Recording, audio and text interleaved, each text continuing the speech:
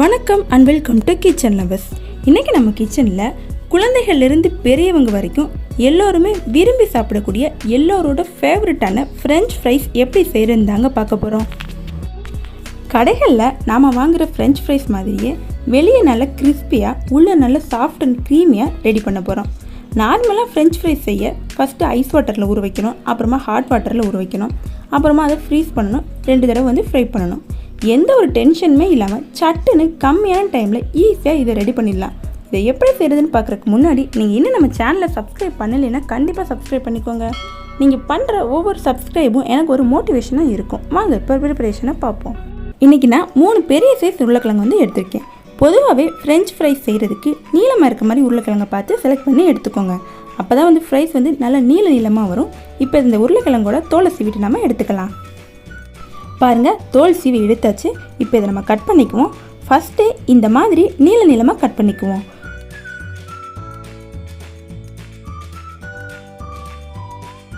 ரொம்ப பெரிய சைஸாகவும் இல்லாமல் ரொம்ப ஒல்லியாகவும் இல்லாமல் கொஞ்சம் நார்மல் சைஸாக கட் பண்ணிக்குவோம். ரொம்ப ஒல்லியாக கட் பண்ணிட்டீங்கன்னா ஃபுல்லாக கிறிஸ்பி ஆகிடும். கடைகளில் வாங்குற மாதிரி உள்ள சாஃப்டாக வராது. அதனால் இந்த அளவுக்கு நார்மல் சைஸ் பீசஸாக கட் பண்ணிக்குவோம். பாருங்கள், கட் பண்ணியாச்சு. கட் பண்ண உடனே இந்த பீசஸை தண்ணியில் போட்டு வச்சுடுவோம். இது ஐஸ் வாட்டர்லாம் இல்லைங்க, நார்மல் வாட்டர் தான். இந்த மாதிரி தண்ணியில் நம்ம போட்டு வைக்கிறதால உருளைக்கிழங்கோட கலர் சேஞ்ச் ஆகாமல் இருக்கும். அதுக்காக தான் இப்படி தண்ணியில் போட்டு வைக்கிறோம்.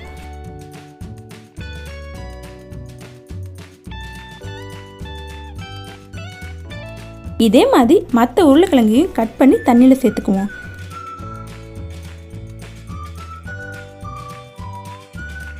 எல்லா உருளைக்கிழங்கையும் கட் பண்ணியாச்சு.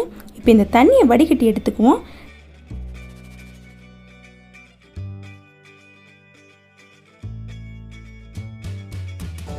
தண்ணியை நல்லா வடிகட்டியாச்சு. இப்போ இதில் கொஞ்சமாக உப்பு சேர்த்து மிக்ஸ் பண்ணி விட்டுடுவோம்.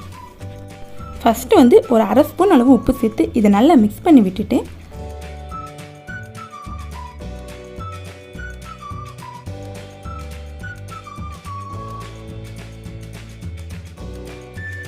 மறுபடியும் ஒரு 1/2 ஸ்பூன் அளவு உப்பு சேர்த்து இதையும் நல்லா மிக்ஸ் பண்ணி விட்டுடுவோம்.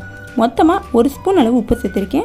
நீங்கள் உருளைக்கிழங்கு கம்மி எடுத்தீங்கன்னா அதுக்கு ஏற்ற மாதிரி உப்பை குறைச்சிக்கோங்க. நல்லா மிக்ஸ் பண்ணியாச்சு. இப்போ இதை நம்ம இட்லி தட்டுக்கு மாற்றிடுவோம்.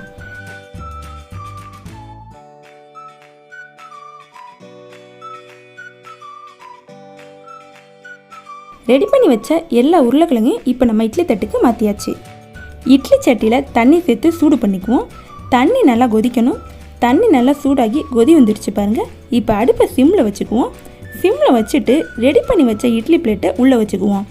உள்ளே வச்சு மூடியை மூடி ஒரு 5 நிமிஷத்துக்கு மட்டும் வேக வச்சு எடுத்துக்குவோம். அடுப்பு சிம்லேயே இருக்கட்டும். 5 நிமிஷம் ஆச்சு. இப்போ இதை நம்ம எடுத்துடலாம். இப்படி செய்கிறதால வெளிப்பக்கம் மட்டும் லேசாக வெந்திருக்கும். அதை பொரிக்கும் போது நல்லா கிறிஸ்பியாக இருக்கும். அதுக்காக தான். பார்த்தீங்கன்னா இதுமேல் லைட்டை ஈரப்பதம் இருக்கும். இதை போக வைக்கிறதுக்காக இந்த மாதிரி ஒரு கிச்சன் டவலை எடுத்துக்குவோம். இந்த டவல் மேலே வேக வச்சு எடுத்த உருளைக்கிழங்கை இந்த மாதிரி வச்சு டவலால் இப்படி ஒத்தி எல்லா ஈரமும் போகிற மாதிரி தொடச்சி எடுத்துக்குவோம்.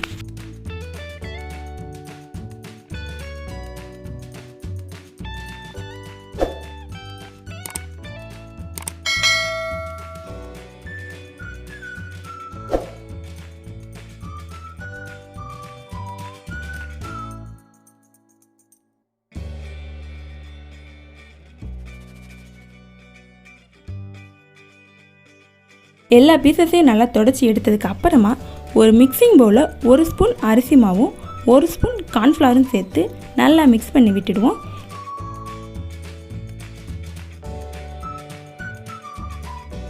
இந்த மாவில் கொஞ்சம் கொஞ்சமாக ரெடி பண்ணி வச்ச உருளைக்கிழங்கு பீசஸை உள்ளே சேர்த்து மாவால் கோட் பண்ணிக்குவோம்.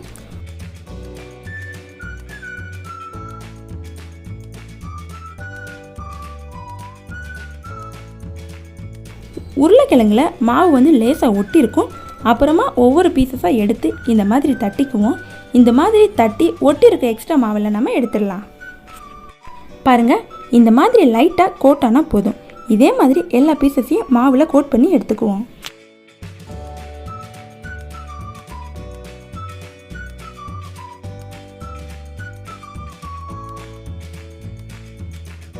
பார்த்தீங்கன்னா எல்லாத்தையுமே கோட் பண்ணி எடுத்தாச்சு. இந்த ஸ்டேஜில் இதை ஃப்ரீசரில் ஸ்டோர் பண்ணி வச்சுக்கலாம். ஸ்டோர் பண்ணி வச்சு நமக்கு எப்போல்லாம் தேவையோ அப்போல்லாம் ஃப்ரை பண்ணிக்கலாம். நாம் இன்றைக்கி ஸ்டோர் பண்ணாமல் இதை அப்படியே ஃப்ரை பண்ணி எடுத்துக்க போகிறோம். ஒரு கடாயில் ஃப்ரை பண்ண தேவையான அளவு ஆயில் சேர்த்து சூடு பண்ணிக்குவோம். ஆயில் நல்லா சூடாக இருக்கணும்.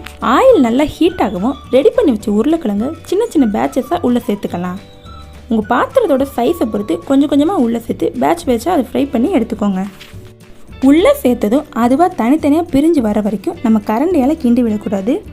2லேருந்து 3 நிமிஷம் வரைக்கும் அதை டிஸ்டர்ப் பண்ணாமல் நம்ம அப்படியே விட்டுட்டோன்னா அதுவாகவே தனித்தனியாக பிரிஞ்சு வந்துடும்.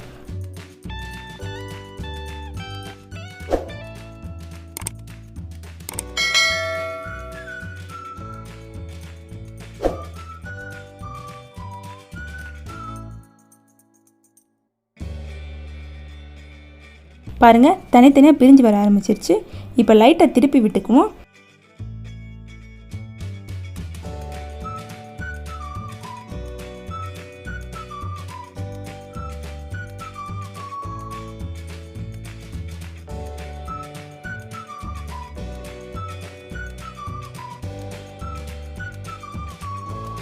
இப்படி திருப்பி விட்டுட்டு நல்லா கோல்டன் ப்ரௌனாக சலசலப்பு அடங்கி கிறிஸ்பி ஆகிற வரைக்கும் ஃப்ரை பண்ணிக்குவோம். பாருங்க, நல்லா ஃப்ரை ஆகி வந்துச்சு. இப்போ இதை நம்ம எடுத்துடலாம். இதே மாதிரி எல்லா ஃப்ரெஞ்ச் ஃப்ரைஸையும் ஃப்ரை பண்ணி எடுத்துக்குவோம்.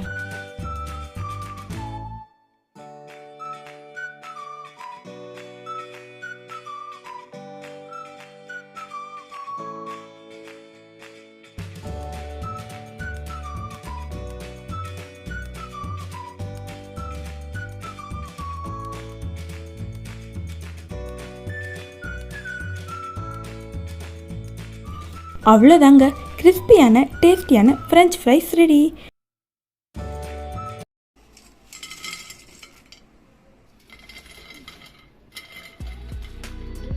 ரொம்ப ஈஸியாக இந்த ஃப்ரெஞ்ச் ஃப்ரைஸை நம்ம ரெடி பண்ணிட்டோம். கடைகளில் செய்கிற மாதிரி எந்த ப்ராசஸுமே செய்யாமல் அதே டேஸ்ட்டில் நம்ம ஈஸியாக ரெடி பண்ணிட்டோம். ரொம்ப கம்மியான டைமில் ஃபஸ்ட் டைம் செய்கிறவங்க கூட சூப்பராக செஞ்சிடலாம். நீங்களும் இதை ட்ரை பண்ணி பார்த்துட்டு டேஸ்ட் எப்படி இருந்துச்சுன்னு கமெண்ட்டில் சொல்லுங்கள். இந்த மாதிரி சூப்பரான வீடியோஸ்லாம் நீங்கள் மிஸ் பண்ணாமல் பார்க்கணுன்னா நம்ம கிச்சன் லவர்ஸ் சேனலை சப்ஸ்கிரைப் பண்ணிவிட்டு அந்த பெல் ஐக்கானே ஆளில் வச்சுக்கோங்க. இந்த வீடியோ உங்களுக்கு பிடிச்சிருந்துச்சுன்னா மறக்காமல் ஒரு லைக்கை கொடுத்துட்டு உங்கள் ஃப்ரெண்ட்ஸ் அண்ட் ஃபேமிலியோட ஷேர் பண்ணுங்கள். இன்னொரு சூப்பரான வீடியோவில் பார்ப்போம். தேங்க்யூ.